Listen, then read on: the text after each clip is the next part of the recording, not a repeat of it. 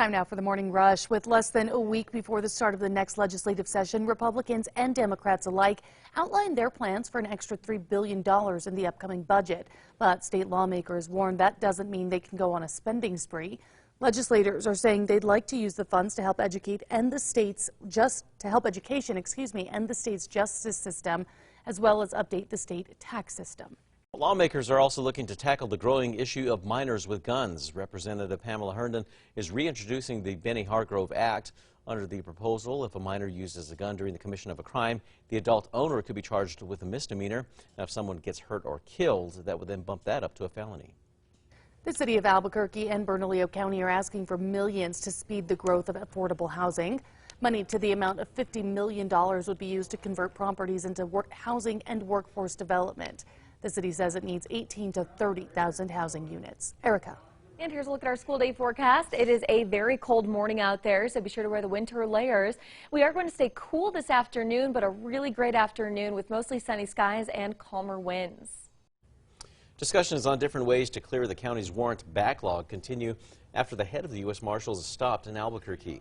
Director Ronald L. Davis promised additional deputies and funding to help local law enforcement. The city, along with APD and BCSO, have also begun a renewed push to clear the 5,000 active felony warrants. Police are looking for a man wanted for a shooting outside of an Albuquerque bar. It happened last month at the Salt Yard on Osuna near San Mateo. Prusnell's employers say he had only been with the company 3 months and had moved from Idaho. Farmers will soon be able to make repairs to their own equipment thanks to a new agreement with manufacturing company John Deere. The agreement will make it so that they don't have to take the equipment to a John Deere authorized dealer to make repairs. John Deere also agreed to meet with farm bureaus twice a year to evaluate the progress in the agreement. Erica. Look at our threat index. It is nice and low today. We are waking up to some frigid temperatures up north, negatives in the mountains. So make sure to bundle up as frostbite and hypothermia will be possible. Another set of files marked classified from Joe Biden's tenure as vice president have been found at a second location. They reportedly turned the files over to the National Archives. Officials are looking at the possibility that other documents may be in more locations. This morning, House Republicans are taking a hard look at the beginnings of the coronavirus pandemic. Republicans are enlisting a special committee to probe the origins of the pandemic. Well, that subcommittee will also investigate the federal response to COVID-19, including mask and vaccine mandates. Erica. All right, and let's get a check on traffic. The maps are clear this morning, no accidents or slowdowns. And here, live look to the Big I. A busy start to the day out there. No weather issues for that morning commute. A bus in Alaska is only picking up man's best friend. Mo Mountain Mutts has gone viral. It's featuring a bus that's used by a dog walking business to pick up and transport dogs. In some cases, the dogs appear to be waiting on their own for the bus to arrive. Mo Thompson, who runs the business, says that she hopes that the video motivates people to both exercise their pups and train them.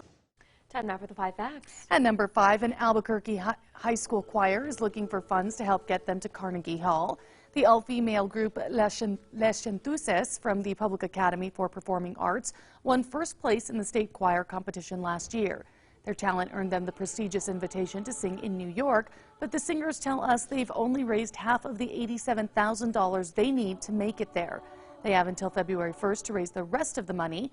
They've set up a GoFundMe and Amazon Smile account. We have the link to both of those at alwaysonkRQE.com. At number 4, the tiger cub found the other night is now recovering well at the Albuquerque Biopark, but Fish and Game is still trying to figure out how the cub ended up in southeast Albuquerque. That cub was found locked in a dog crate at a shooting scene on Tuesday night near Zuni in Louisiana. Game and Fish confirms that this is not the same tiger that police were searching for a few months ago, but could not confirm if there was any relation between that tiger and this one. And at number 3, it's going to be a nice day out there, nicer than yesterday with mostly sunny skies. Cold temperatures this morning, still a little cool through the afternoon, but light winds. At number 2 this morning, Albuquerque's FBI division is splitting its violent crime and gang task force to better combat crime. Special agent in charge Raul Bujanda says that the split allows each group to look at investigations from different angles. They're also looking for Leonard John Lucero, who's facing federal gun charges.